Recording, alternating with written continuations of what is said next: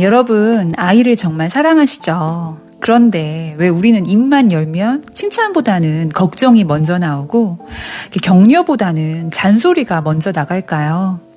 분명히 내 아이 잘 되라고 내뱉은 말인데 아이와 대화가 끝나고 나면 아이는 방문을 휙 닫고 들어가 버리고 부모인 내 마음은 돌덩이처럼 무거워질 때가 있습니다.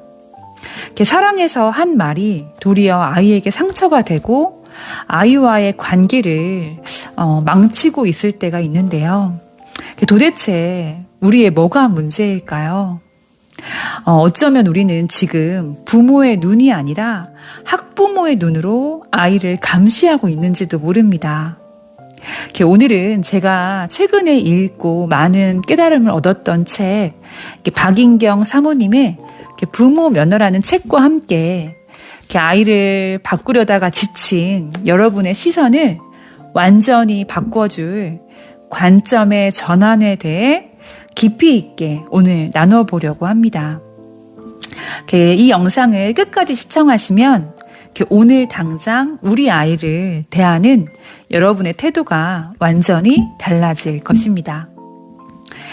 우리는 자녀를 누구보다 사랑한다고 말하죠. 하지만 현실은 어떤가요? 아이의 장점보다 부족한 점이 먼저 눈에 들어옵니다. 아이가 90점을 맞아오면 잘했다는 칭찬보다 왜 10점은 틀렸니 하고 묻게 되죠. 왜 그럴까요? 이 책에서는 그 이유를 아이에게서 찾지 말라고 조언하는데요. 그 이유는 바로 부모의 마음속에 자리 잡은 낮은 자존감과 염려와 두려움이 자녀를 바라보는 시선을 왜곡시키기 때문이라고 말하는데요. 우리는 우리의 삶이 녹록지 않다는 것을 너무도 잘 압니다. 그래서 우리 아이만큼은 조금 더 안정적으로, 조금 더 편안하게 살아가기를 모두 다 바라죠. 그래서 그 간절함이 공부라도 열심히 해야 한다는 반복적인 독촉으로 이어지고 그 마음이 조급함으로 변하면서 아이에게는 격려가 아닌 압박감으로 전달되는 것입니다.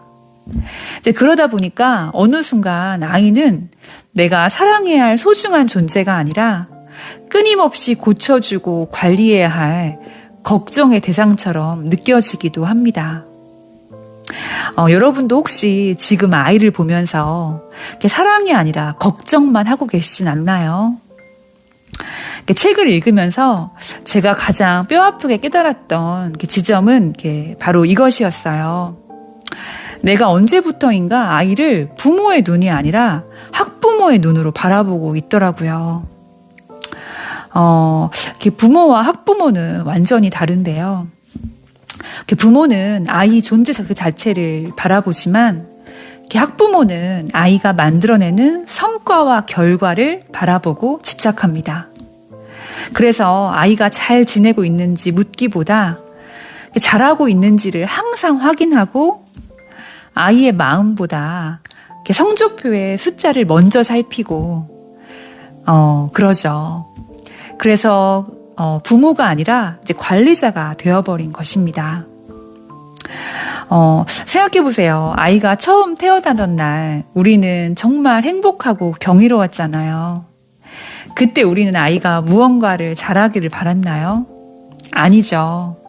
그냥 정말 숨 쉬어주는 것만으로도 기적 같았고 정말 한 번 웃어주면 정말 우리는 세상을 다 가진 듯 정말 행복했잖아요.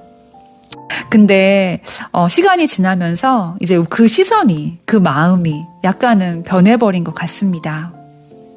그렇다면 우리가 어떻게 해야 다시 그 사랑의 시선, 부모의 시선을 회복할 수 있을까요? 부모 면허라는 책에서는요, 우리에게 정말 필요한 변화는 능력이 아니라 우리의 관점의 변화라고 강조하고 있어요. 자녀는 부모가 막 만들고 빚어내야 할 차르게 아니라 하나님께서 맡겨주신 고귀한 생명이라는 거예요. 그래서 우리의 역할은 지시하는 관리자가 아니라 자녀와 함께 걷는 동행자가 되어야 합니다. 그렇다면 어떻게 우리가 자녀의 동행자가 될 수 있는지 3가지 실천사항을 말씀해 드리고 싶습니다. 첫째는 아이를 감시하지 말고 관찰해야 합니다. 아이의 문제를 찾아내는 수사관의 눈이 아니라 우리는 아이의 장점을 발견해내는 그런 동행자의 눈을 가져야 합니다. 그리고 아이 곁에 머물러 주셔야 합니다. 아이에게 조언보다는 아이의 마음을 먼저 공감해주는 자리에 앉아야 합니다. 그리고 3번째로는 아이의 단점을 고치려 하기보다 아이의 강점을 찾아서 키워주는 노력이 필요합니다. 아이의 장점을 키워줄 때 아이의 자존감이 자라고 또 그곳에서 성장이 시작됩니다. 책에서는 우리 자녀를 질그릇에 담긴 보배라고 표현하고 있는데요.